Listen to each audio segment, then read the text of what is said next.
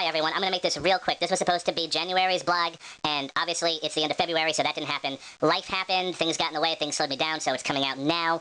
So, there it is. In case there's anyone out there on the planet who hasn't seen Star Wars The Force Awakens yet, I'm going to be talking about a lot of spoilers, but it's all over the internet now, so I guess it's a redundant statement. But spoilers, and this is going to be about a half hour long, longer than I want it to be, but I'm talking about everything I want to talk about. So, grab a cup of coffee if you want, sit back, and I hope you enjoy the video. Hey there everyone, it's JimClassic again, and you're watching another episode of Geekin. Yeah, I suppose in my last video, it might have been a bit of a tease for me to talk about Star Trek Beyond when, well, people were probably expecting me to talk about Star Wars The Force Awakens, but I like Star Trek 2, and, that's okay. On to Star Wars The Force Awakens. I've seen it already. I really like the movie. Did I think it was perfect? Well, no, it wasn't perfect. A lot of my fears were kind of alleviated. J.J. Abrams, I thought he did a pretty good job. I was pleasantly surprised that I didn't see a lot of lens flares everywhere. I did like the movie, and I don't want to go through a complete breakdown of the movie, but I will talk about a few things that I liked, and I'd like to talk about a few things that I didn't like. So, okay, let's go. So, I really liked seeing a lot of the wreckage that was scattered across the desert planet of Jakku. To see the Imperial Star Destroyers just buried into the sand, and the AT-AT and TIE Fighter wreckage and X-Wing fighter wreckage. It was kind of a nice setup. This is the Empire has fallen. The New Order has risen from the ashes. Obviously, it reminds me of Tatooine. But I thought it was a nice, visual just to see the Star Destroyer wreckage everywhere, and I like seeing wrecked ships. So I liked some of the new ships that were in The Force Awakens. The modified or updated Star Destroyer. They shortened the command tower. I really liked that. It definitely had a modern feel to it. You always imagine that none of those ships have ever changed in design, especially if you've read any of the novels or you've seen the artwork. Clearly nothing gets updated in the expanded novel universe, but in The Force Awakens, you clearly see the X-Wings look different, Star Destroyer looks different. The Millennium Falcon obviously doesn't change. Well, the radar dish changed. I liked how some of the ships were familiar, but were clearly different. I guess that makes sense. I mean, you see in the prequel trilogy how the Jedi Starfighter slowly evolves into a TIE Fighter. It was good to see, the X-Wing from the original trilogy kind of turn into a modernized, sleeker version of the X-Wing. The Millennium Falcon, when we first see it, I kind of got a chuckle. When Finn and Rey are running, like, let's go to that quad jumper now, and then the TIE fighters blow it up, and she's like, okay, change of plans, let's go to the piece of crap ship, and then the camera pans over to the Millennium Falcon, like, it's just right there, it's sitting right there. Okay, so they run in, they get it started, and they take off. 10 seconds later, Han Solo and Chewbacca show up. Okay, that's convenient.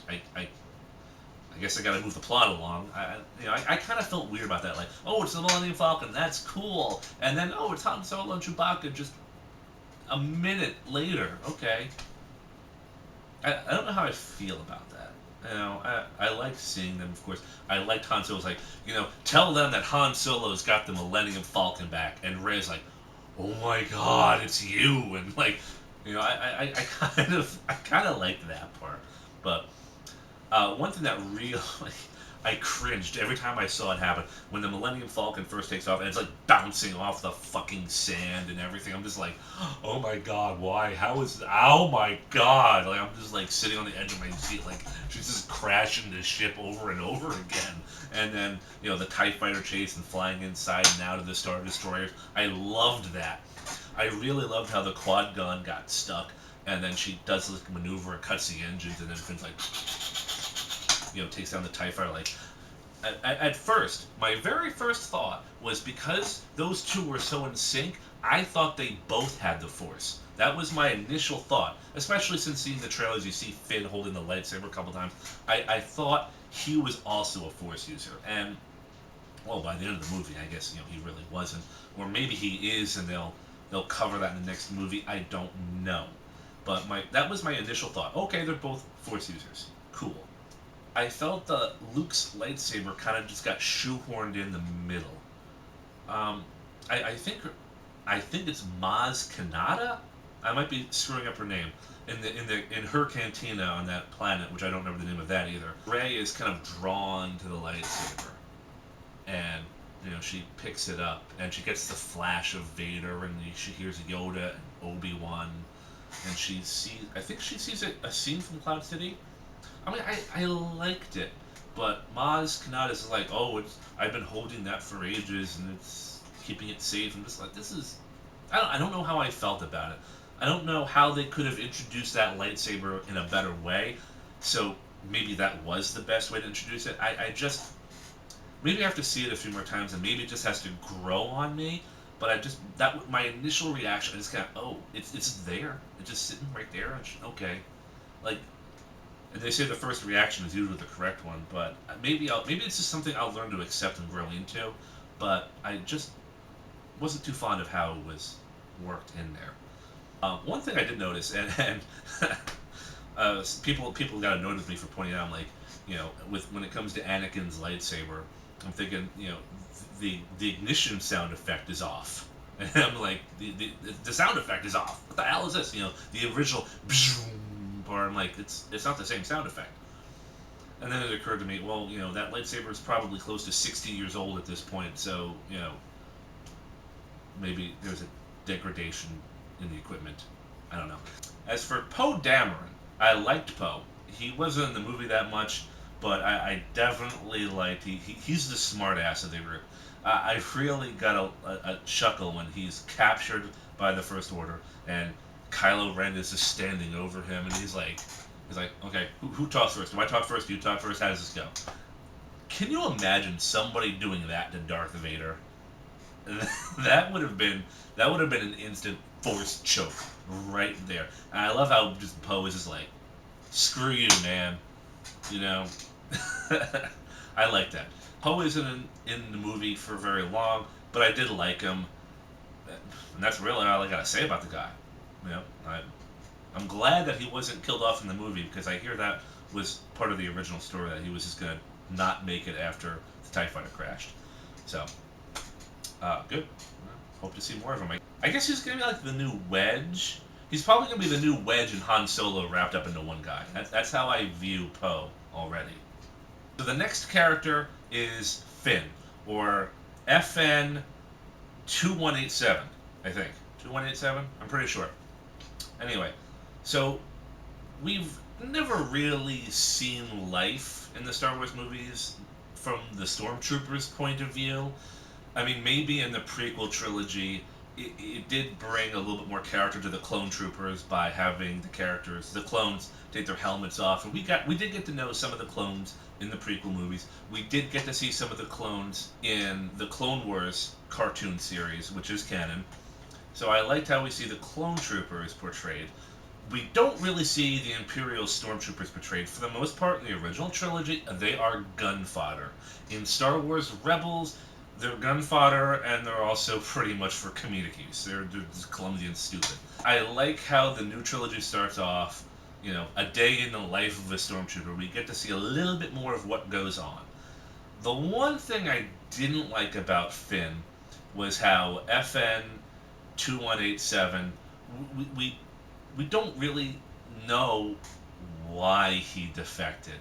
I felt that, well, that was kind of a bit rushed. I mean, they obviously mention that they go through years of training, they go through mental conditioning, and then when it comes to Finn, his first day on the battlefield, he has a panic attack and decides he wants to just leave the First Order. I don't know. I mean, seeing his friend die before him, or one of his fellow soldiers, maybe it was a friend, I don't know, the blood on the helmet, maybe he was just instantly convinced, oh my god, I don't want to be here. But I didn't see much of a struggle. He made up his mind like that.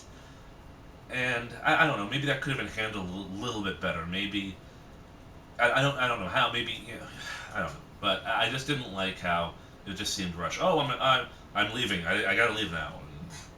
And, maybe in the later movies, maybe some of that conditioning might cause some problems down the road because it didn't seem to cause any problems in the first movie. You just want to run. So yeah, Finn. I liked him. For Ray, I don't think I remember Ray's last name, but I don't even think they refer to her by her last name in the movie. But her story obviously has not been fully told yet because we have episodes 7, 8, and 9, so we got 2 more episodes to complete her story. So she's a scavenger. She's left on the planet Jakku to just kind of fend for herself. She is clearly an extremely powerful Force user, and it even seems like she was way more powerful than Luke ever was at his age. Luke just kind of, grunted long enough, and maybe his lightsaber would, come flying to him, but with Rey, it seems like she sneezed and, stormtroopers would go flying. Even the fact that she was so untrained, the Force just kind of came to her naturally. Obviously, that's the awakening part of the title, just the Force awakened within her. She didn't even know that she had the Force until Kylo Ren brought it to her attention, and it's like, oh, this is what I have, and then she just, kicks his ass. I'm not a huge fan of Rey kicking Kylo Ren's butt so easily towards the end. I liked it. I didn't like it.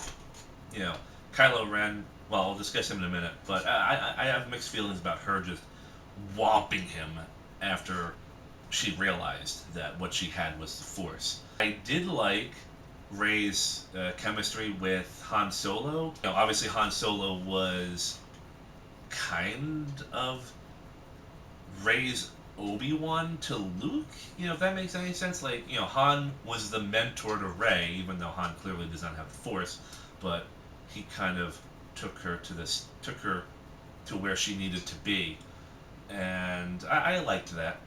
I thought that was, a nice reversal, that the mentor is a non-Force user. I like how Rey is, I guess she's inherited the Millennium Falcon now. I hope it's gone to good hands. So, Chewbacca. We got to see a little bit more character development in Chewbacca than I think I've ever seen in the original trilogy. Chewbacca is a beloved character. I love Chewbacca. I got nothing against him.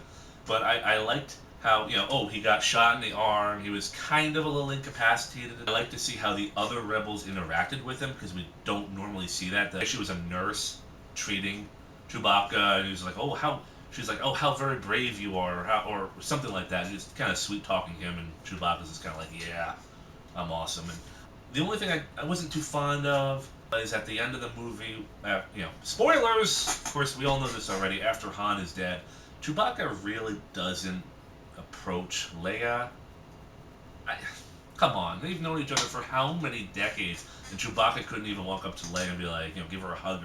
I don't know. That should have been added in there. I wasn't a big fan of how that just didn't happen. Come on. On to BB-8, the little spheroid droid. What can I say? He was just so freaking cute. I love the little guy. I remember seeing a meme a while ago, with a picture of R2-D2 and BB-8, something about R2 being the adorable cat everyone loves, and then BB-8 is the new kitten. What else can I say? He was a cute little thing. Kylo Ren. I did like him. He's getting made fun of on the internet for being emo and all that. He was just trying so hard to be Darth Vader, and he clearly wasn't. Vader tended to be stoic, and Ren was just emotional, even throwing temper tantrums throughout the movie. Vader needed his armor for life support, while Kylo Ren simply wore it for dramatic effect. I was really surprised in the movie when Kylo Ren took off the helmet just to reveal this, geeky looking nerdy guy. It was a little underwhelming, but at the same time, it was a perfect reminder that this guy is not Darth Vader. I just kept thinking to myself, my God, I mean, he is trying so hard to be Vader, and those two are just polar opposites of each other. You know, those two would not have liked each other if they were in the same room. I don't think Vader would have just been like, "The fuck are you, man? Just fuck you." And I think this even extends to real life. You know, Disney and Abrams knew there is never be a villain to replace Darth Vader. It's probably never gonna happen, and they knew that. They weren't trying to create the next Vader. And I think that was a really good move on Disney's part.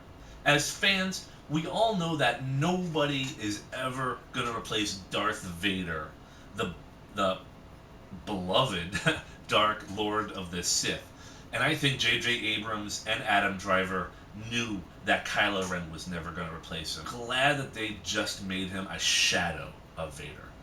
Now, maybe in episodes 8 and 9, Kylo Ren may evolve to become closer to what his grandfather was, but I'm glad that he wasn't exactly like Vader. Supreme Leader Snoke. We only see him twice throughout the movie, I think, as a hologram. He's old. He is clearly scarred and battle damaged. He's a dark force user, and we know very little about him, which makes sense because this is a new trilogy. We'll find out more about him in episodes 8 and 9, but I've been watching a lot of stuff on YouTube that there are some fan theories that think he actually might be Darth Plagueis himself. And some evidence is indicating that the music that was playing during his scenes was the same music or something very similar it used in episode 3 when Supreme Chancellor Palpatine was talking to Anakin Skywalker about Darth Plagueis the Wise. And the theory goes that Darth Plagueis actually survived Darth Sidious's attack and has been recovering for decades because, I mean, look at him and maybe it's Darth Plagueis. Maybe it is, maybe it isn't. Since the expanded universe has been junked, Darth Plagueis in the expanded universe was a moon. Well, Supreme Leader Snoke is not a moon. So it's either he's in a new body or it's an entirely new species that he's supposed to be. We'll find out. Darth Vader is Kylo Ren's grandfather. I don't want to say I was 100% surprised. I mean, they obviously took things from the expanded universe. Leia and Han's kid turns to the dark side, which was done in the novels. Was it Jason Solo becomes Darth Caedus? I'm fuzzy on the novels, but yeah, I do know, that's what happens. I can't quite say I'm too happy that Supreme Leader Snoke is the one who said, "You must face Han Solo, your father." I don't know. That did kind of feel like forced. That Darth Snoke just kind of, I mean, obviously I guess everyone knows it. I guess it's not a huge secret, unlike Darth Vader hiding his identity from the galaxy. But I don't know. I don't know. I just wasn't too fond of that delivery. Oh yeah, Kylo, since Han Solo is totally your dad, you gotta deal with him. So casual. I'm glad that we didn't know Kylo Ren's real name until Han Solo mentioned it on the catwalk inside the Starkiller base. He's like, "Ben!" And that's when Kylo Ren stops and is like, "Take off that helmet. You don't need that." And it's like, "Oh, okay, Ben Solo. Great. I don't mind that." I think in the, now again, the expanded universe, I think Luke and Mara name their son Ben Skywalker. That makes more sense. I mean, Luke idolized Ben Kenobi. I don't know why Leia and Han named their son Ben, because neither one of them knew Obi-Wan very well at all, unless they just, I don't know, maybe they just wanted to make Uncle Luke happy. So yeah, Kylo Ren killing Han Solo, the son killing the father, pretty crazy. Again, I can't say I'm too surprised that happened. The Force Awakens is kind of trying to parallel the original Star Wars movie, but it's doing its own thing. Like with Vader and Obi-Wan. You know, the apprentice killed the master. In The Force Awakens, the son kills the father. You know, so there are some parallels, obviously, in a mixed around order. I felt, oh man, Han Solo's dead, the feels. I didn't have a problem with it. I thought it was kind of necessary to the story. They were getting old anyway. I did feel it was necessary to the plot. Kylo Ren has crossed the line. Throughout the movie, you feel that he is torn between the light side and the dark side. He is not fully committed to the dark side, but by killing his own father, he has crossed that line. He is a dark force user now. He was tormented by this. Part of him probably didn't want to do it. I also think that maybe a part of Han Solo allowed his son to kill him.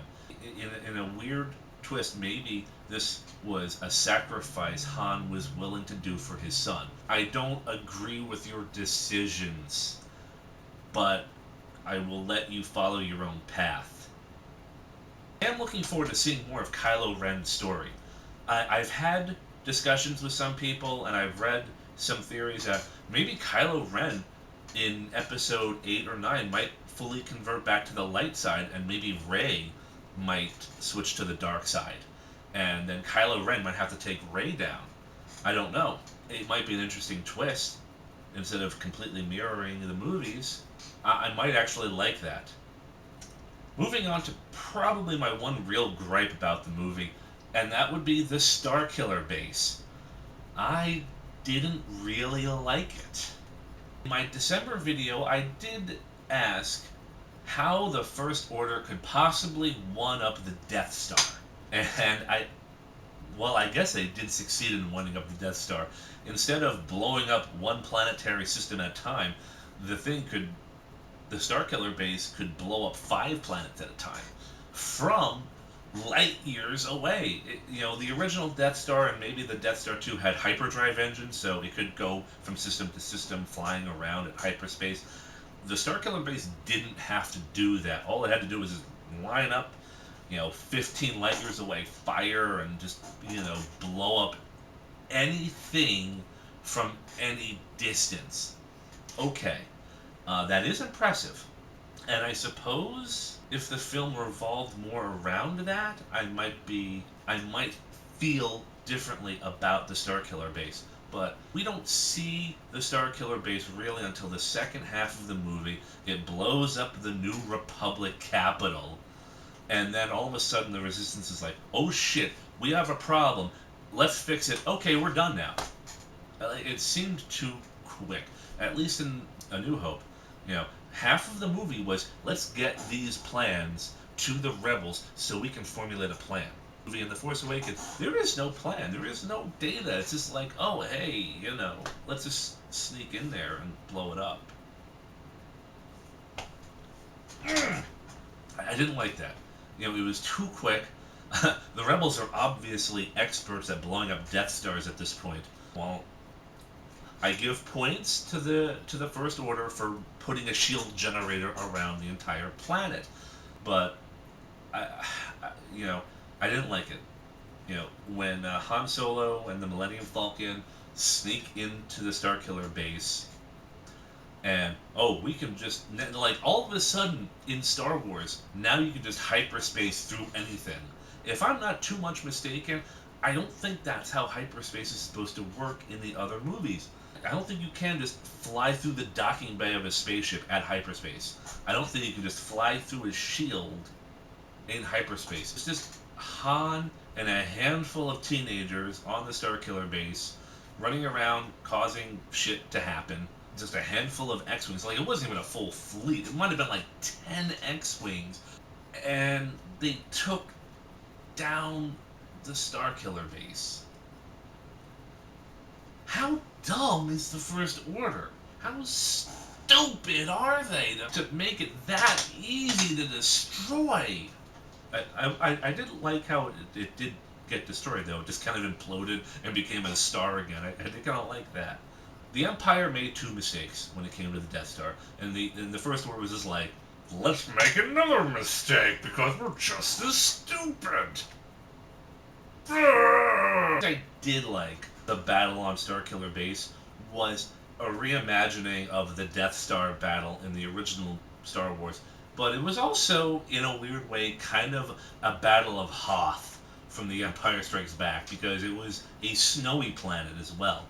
I thought that was an interesting kind of marriage of the two battles. The battle with Kylo Ren and Finn was kind of a bit weird because Finn was clearly not a Force user.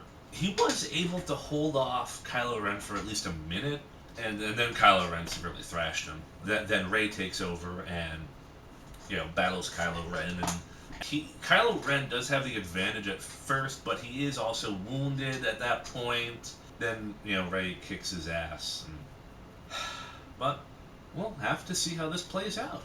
We have a lot more Star Wars movies coming up in the next few years. Next year, it's going to be, I think, Rogue One, which is supposed to take place right before Episode 4, where the Rebels actually steal the Death Star plans.